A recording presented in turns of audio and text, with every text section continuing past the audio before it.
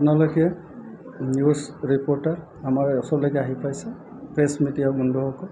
আপোনালোকে আমাৰ ইয়াত অহাৰ কাৰণে মই কাৰ্বি আংলং শ্ৰীৰাম চিয়া গ্ল'বেল ডেভেলপমেণ্ট ফাউণ্ডেশ্যনৰ পৰা আৰু শ্ৰীৰাম চিয়া গ্ল'বেল ষ্টেট ইনচাৰ্জ হিচাপে আপোনালোকক অশেষ ধন্যবাদ দিছোঁ।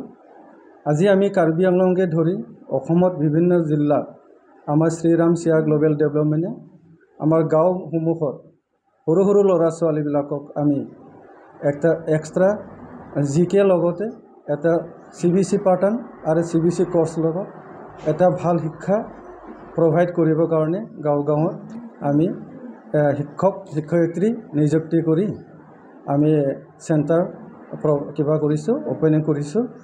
সেই চেণ্টাৰবোৰত আমাৰ আহি থকা দিনবোৰত আমাৰ ল'ৰা ছোৱালীবিলাক আমি যিহেতু কওঁ আজিৰ ল'ৰা ছোৱালীয়ে দেশৰ ভৱিষ্যত, গতিকে আজিৰ ল'ৰা ছোৱালী দেশৰ ভৱিষ্যত যদি হ'বলগীয়া হয়, এজ এ গাৰ্জেন হিচাপে আমি ল'ৰা ছোৱালীক কেনেকৈ আমি গাইডেন্স দিব লাগে আৰু কেনেকৈ আমি পঢ়া শুনাত আমি ঠিক কৰিব লাগিব, এতিয়াৰ পৰাই মানে 15 বছৰৰ পাছত বা 20 বছৰৰ পাছত সেই ল'ৰা ছোৱালীক আমি ভৱিষ্যতত দেশৰ ভাল নাগৰিক আৰু ভাল সদস্য, এজন চাকৰিয়াল হিচাপে, দেশৰ ভাল এজন সাইণ্টিষ্ট হিচাপে, দেশৰ এজন ডক্টৰ ইঞ্জিনিয়াৰ হিচাপে পাবলৈ কাৰণে আজিৰ শিক্ষাৰ যুগত আমি এক্সট্ৰা টেলেণ্ট নহ'লে আমি আগুৱাই যাব নোৱাৰে। গতিকে আমাৰ সংস্থাই ল'ৰা ছোৱালীবোৰক আমি এক্সট্ৰা জেনেৰেল নলেজ স্কুলৰবিলাকত যিবিলাক ল'ৰা ছোৱালী ছুটি হৈ পেলাই ঘৰত আহিব স্কুলৰ পৰা, সেই সময়তে আমাৰ নিযুক্তি হোৱা শিক্ষক শিক্ষয়িত্ৰীবিলাকে ল'ৰা ছোৱালীক 2.5 ঘণ্টা এডুকেশ্যন প্ৰভাইড কৰা হ'ব।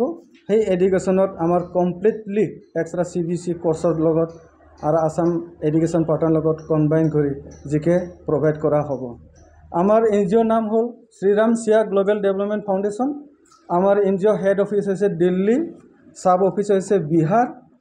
এতিয়ালৈকে শ্ৰীৰাম চিয়া গ্ল'বেলে ভাৰতত 15খন ৰাজ্যত সেই অনুষ্ঠানটো আমি গাঁওবোৰত ল'ৰা ছোৱালীক ভাল এটা শিক্ষা দিবৰ কাৰণে ভাৰতত প্ৰতিটো ষ্টেটত আগবাঢ়িছে।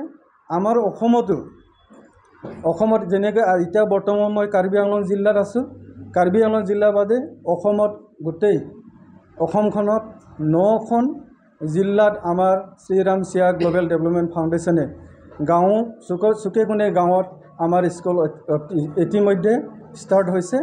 গতিকে মই আজি আপোনালোকৰ সংবাদ মাধ্যমৰ যোগেদি মই অসমবাসীক জনাবলৈ পাই সুখী হৈছোঁ, যিবিলাক আমাৰ অসমত শিক্ষিত যুৱক যুৱতী আছে, আপোনালোকে যাতে নিজৰ গাঁৱৰে চেণ্টাৰত এটা উন্নত মানৰ শিক্ষা নিজৰ গাঁৱৰ ল'ৰা ছোৱালীবিলাকক শিক্ষা দান কৰিব পাৰে, তাৰ বাবে আমাৰ শ্ৰীৰাম চিয়া গ্ল'বেলৰ ফালৰ পৰা আপোনালোকে ট্ৰেইনিং লোৱাৰ পাছত নতুবা ইণ্টাৰভিউৰ পাছত আমি নিযুক্ত কৰিম। গতিকে আপোনালোকে যদি ইচ্ছা হয় আমাৰ শ্ৰীৰাম চিয়া গ্ল'বেলৰ হেল্পলাইন আছে, আপোনালোকে কল কৰিব পাৰিব। লগতে আমাৰ শ্ৰীৰাম চিয়া গ্ল'বেল NGOখন ফেক নে কি এইটো চাবৰ কাৰণে আপোনালোকে গুগলত চাৰ্চ কৰি চালে হ'ব, ইয়াতে পাই যাব।